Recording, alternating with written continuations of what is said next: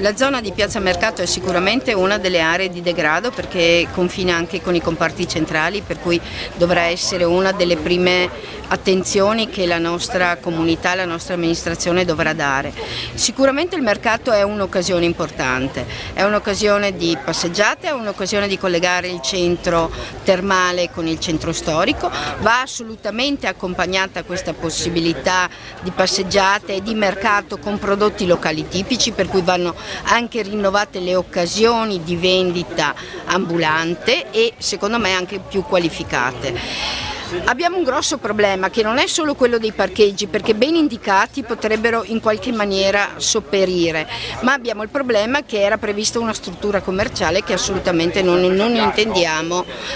approvare. L'altra cosa che è molto delicata e tantissimi clienti tedeschi soprattutto hanno segnalato è l'inadeguatezza dei bagni che ci sono, perché occasione per 1000-2000 persone che girano per Abano, avere dei bagni che sono qualcosa di indecente è un segnale di inciviltà. Io penso che non solo questa piazza vada riabilitata, riqualificata, ma che possa essere anche un luogo di altre forme di mercato. Immagino il mercato dell'antiquariato, immagino il mercato della bellezza e della salute, proprio per creare un movimento, soprattutto domenicale, tra le terme e il centro storico, per cui assolutamente riqualificazione.